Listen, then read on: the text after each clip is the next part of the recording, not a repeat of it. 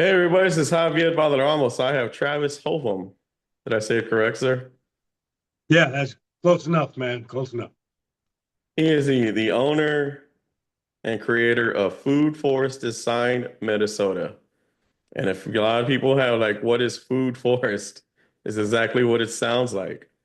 Travis, exactly what is Food Forest, by the way? Because Food forest is basically a edible landscape, you know, and uh, we design using permaculture principles, and permaculture principles is basically a design science, and we create sustainable human environments by mimicking natural ecosystems, similar to like when you see a wooded area on the side of the road. You have trees and everything growing by itself. No one takes care of that, and that's a natural system.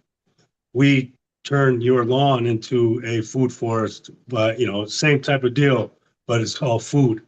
And so we're combining agriculture, ecology, and other disciplines that develop a self-sustaining system that provides for humans while enhancing biodiversity.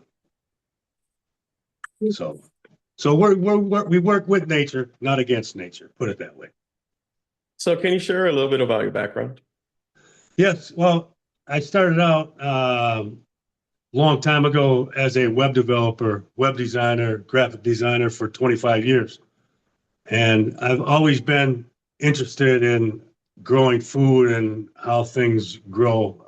When I was a kid, I used to go around my neighborhood. I have a twin brother, so I had someone to hang out with every day. So when we're all riding our bikes around the neighborhood, everybody had gardens. Everybody had fruit trees or berry bushes on their properties. So you could always go out and pick an apple or a pear or peach, or there's stuff growing. And you don't see that much anymore today. But everybody had gardens in their yard. My mom had a garden in our backyard, and I liked cantaloupes at the time and melons and stuff like that. And I would always have my mom buy them when she went to the store. But then I got some seeds and I planted them in a garden because I wanted them. They were my favorite, so I decided to try to grow them. And I was just so interested in seeing how putting a seed in the ground, watching it sprout, and then just watch it turn into cantaloupes and melons. And it just always interested me. And I always thought if I ever get a lot of land, I want to plant food all over it and have it growing everywhere. And about 2014, 2015, I saw the plans. A friend of mine down in Orlando, Florida, had some plans, a prototype for a thing called a permacube, and it was like a greenhouse on steroids, but it was for your the regular suburban backyard. And this thing had it was your greenhouse. It had solar panels on top to power the thing. It had water catchment system on it with 250-gallon water tanks. One would store water for drinking. The other one was to grow fish for an aquaponics system. So it had tilapia in there. So, and if you're familiar with aquaponics, that is using fish waste to fertilize and feed nutrients to your plants, and kind of like hydroponics, but you're using the fish waste. And so this had aquaponics, hydroponics. It also had soil beds on the inside of the greenhouse. Also had a chicken tractor attached to it so you could raise chickens. And it had a biodigester to create cooking fuel, and also a thermal dehydrator to dehydrate your extra produce for saving it for later. And so I saw the prototype and I was like, wow, how do I get involved in this? And my friend Jim, he said, well, I got the prototype being built here down in Florida. Why don't you come down and see it? And I just happened to be going down to Florida for another company.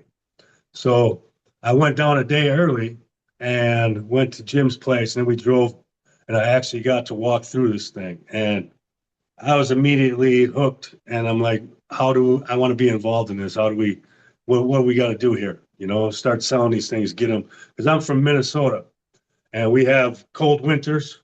So want to be a greenhouse will be able to extend your growing season through the winter. You know, if you keep it heated.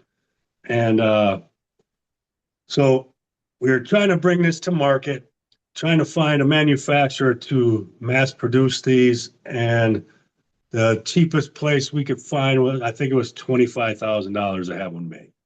So when you put all your everything on top of that, so you can try to make some money while you're selling these, it just became overpriced.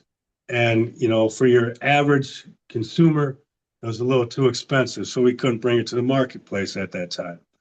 And we tried to redesign it with some different configurations and or different models, try to franchise model, and that just was too much paperwork and just wasn't working. And then, you know, permaculture was always at the center of this and growing food.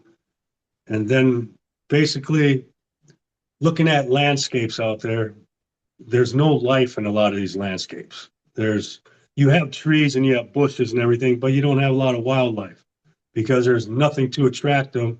And all these lawns are poisoned with chemicals, so you don't have weeds because everybody has to have the greenest lawn on the block. So, you know, riding your lawnmower and everybody wants to, you know, be a big guy, have the greenest lawn everywhere. Well, it might be green, but nothing's growing on it and there's no life in there. So we decided that we need to start turning these lawns into food forests and edible landscapes and growing food. And coming with that, growing food, you solve a lot of the world's biggest problems. You know, with your local, you decentralize from the system we have now that is unsustainable with all your fruits and vegetables in your stores that are full of chemicals.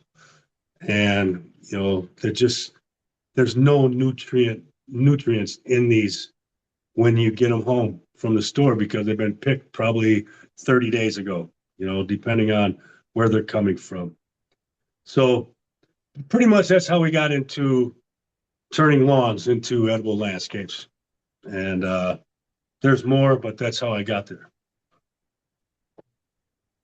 So is there a way that you can like walk us through the process of how you design and install the food forest?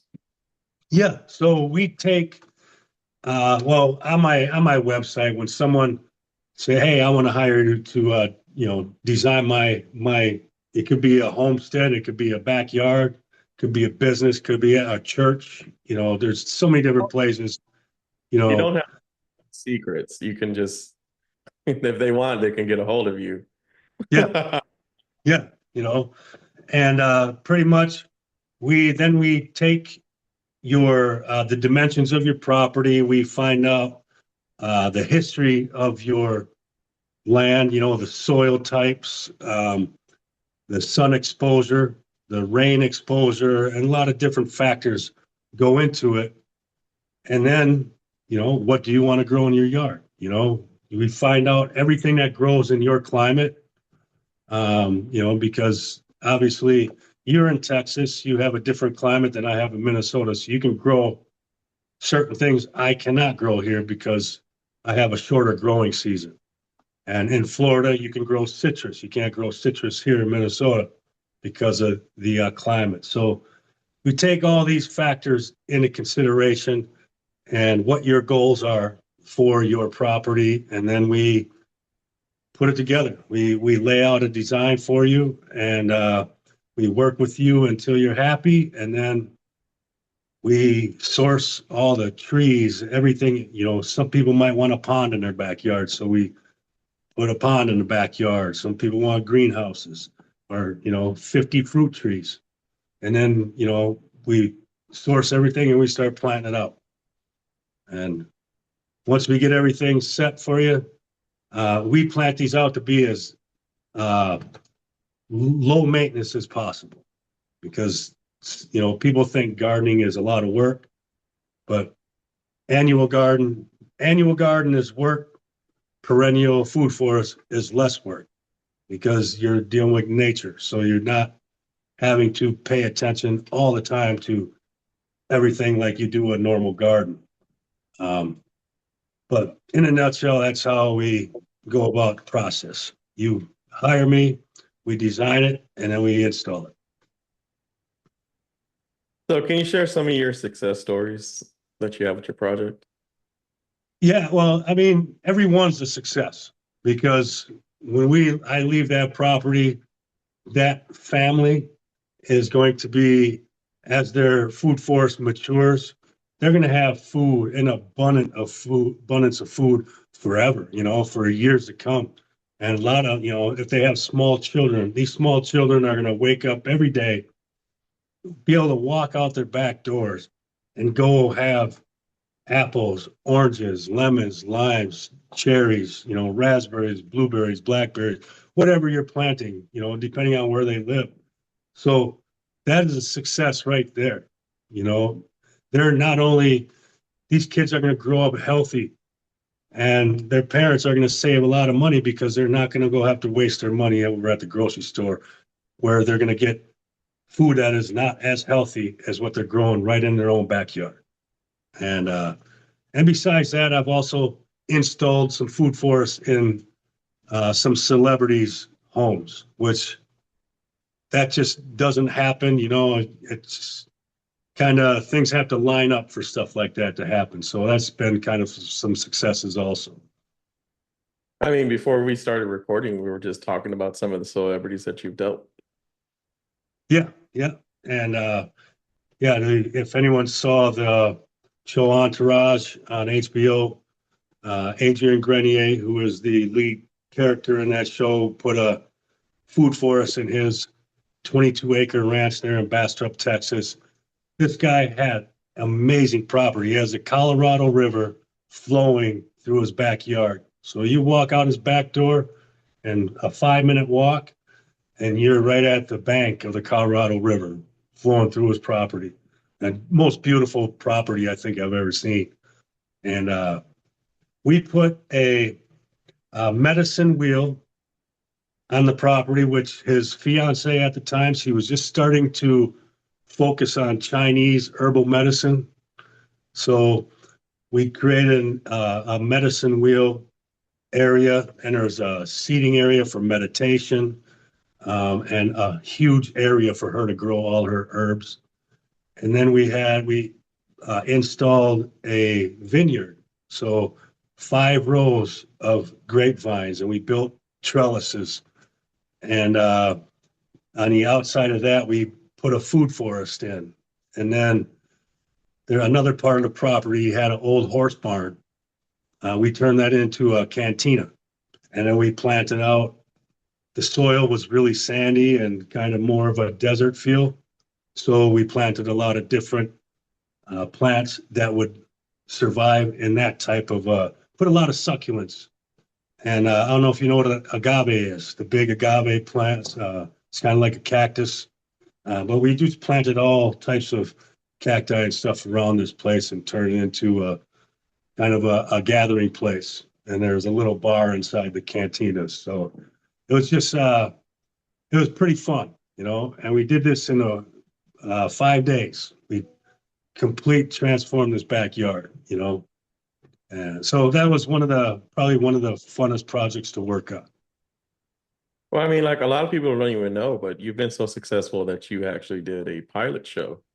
Yeah, yeah. That was at that property. We filmed it over that week to bring the pilot, for a TV pilot, and that has not been picked up yet, but it's out there, and at any time, it can happen. But I just my focus is on transforming lawns. My success is one lawn at a time.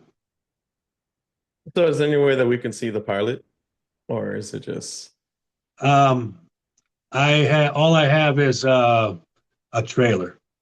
I okay? just had, I don't have that active, right now handy to show you, but I have a trailer on my hard drive somewhere.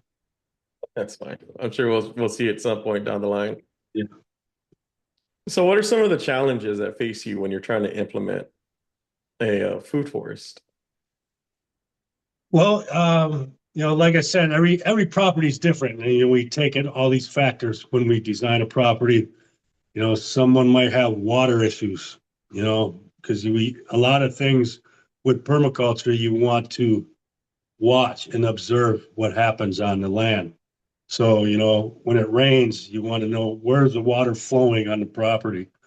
And is there water that pools up somewhere and floods the yard? Stuff like that. So what we want to do is we want to capture or direct the water other places to use in that system because water is energy. So it can be a challenge just depending on what is going on with the land at that time. So we work with that and we use it and figure it out as we go. So, there's challenges. You might have a lot of trees on a property. So some areas might not get as much sun exposure as other areas. So you're kind of working with what you have. And so there's our challenges, but everything, there's certain plants and trees that grow well in shaded areas and some that don't. So, it's all about a give and take and working with nature. See, it's funny that you mentioned nature because the next thing we should talk about is climates and environments. And I know you briefly went over it. So how exactly do you install the food forest and adapt it to the climates and environments? Well, depending on where we're at, um, like here in Minnesota, we have a growing season from when the ground thaws out in May all the way up until the ground freezes in November.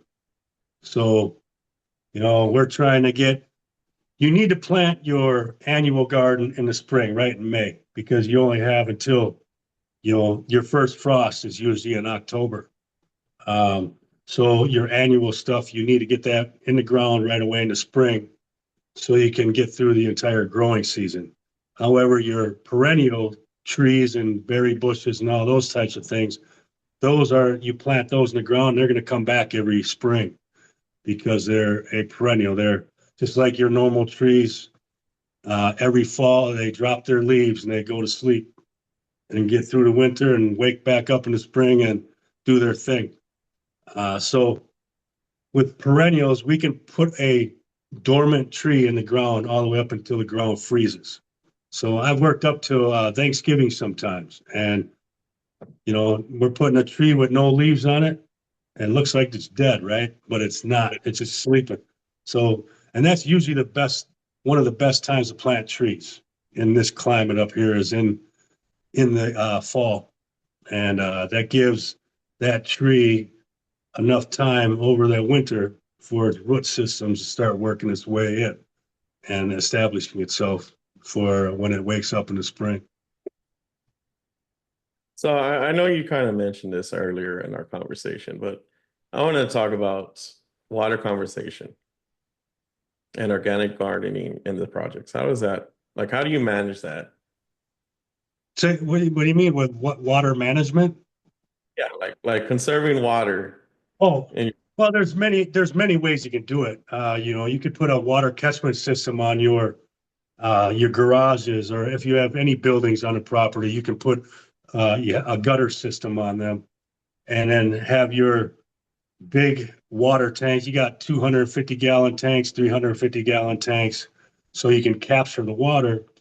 You can use that water to water your food forest because you can, gravity feed all that water. You can put a spout on these tanks and then run irrigation drip lines throughout your food forest to use all that captured water.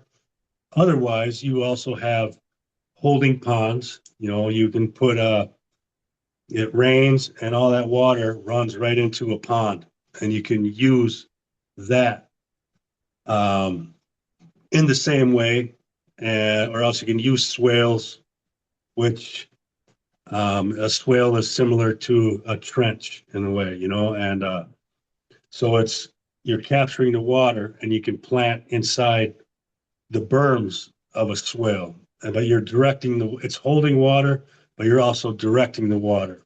You know, so it doesn't flood a certain area.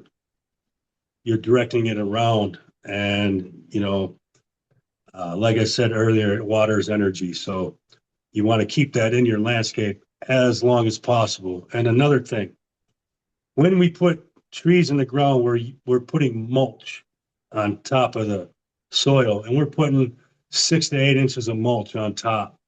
And that mulch also holds water and holds moisture. It protects the soil from the elements, but it also holds water. So it makes you drought tolerant. If you don't get a rain for a long time, you still have moisture in your soil. So many different ways to capture water and use it.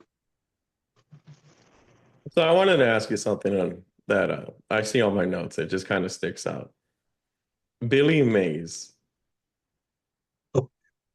Billy What is Mays. what is this? He is your he helps you? Is it just like, am I reading this? He inspires you to be better? What exactly is it with Yeah. Billy? Do you remember Billy Mays? Yes, I do. Of course you do. He comes out and you just slap it on the wall and he's like, hey, Yeah, I'm yeah, Billy. Billy Mays. He was just one of the best salespeople on infomercials, right? And I read one of his books when I was younger, and one of his quotes is, "Life's a pitch, and then you buy." And it's just always, for some reason, always stuck with me. I don't know why, but it is. Life's a pitch, and then you buy. Just everything is. Yeah, because I have that. Um, Like that is just like it's too good.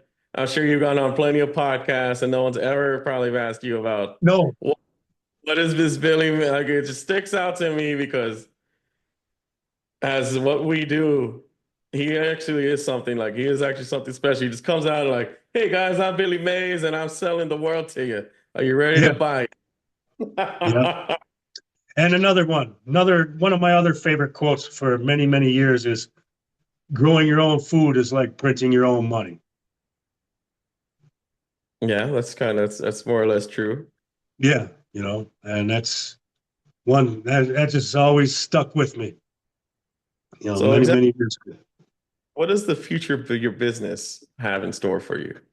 Well, other than scaling my business here in Minnesota, I'm actually, within the next couple of weeks, I'm launching a new part of the business called the Food Forest Design Network.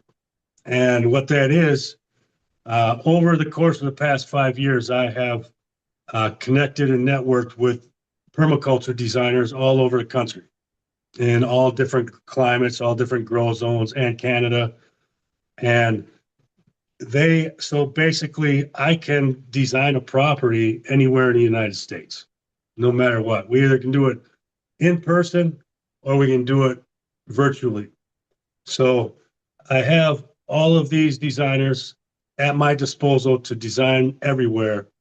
And also, we are having install teams join our network. So if I design a property in California or Texas or North Carolina or any state in the country, I I will have an install team in those areas to install food forest. So can design everywhere and install everywhere. So all these, like a landscaping company. So if someone owns a landscaping company or looking to transform their business and, get some different types of installation, and then not only have the food forest install, but after you do the install, you have follow-up maintenance, pruning the trees, adding mulch to the systems, and helping people harvest their food and stuff like that. So this network is going to go nationwide, and I started this business here in Minnesota from the ground up, and nobody taught me how to do this business. I built it on my own. So from how to I teach everyone how to register their business, and get all the business stuff ready. You can't just go start doing installs. You got to register yourself as a business. and how to do the installs, how to source trees and seeds and plants, how to source soil, mulch.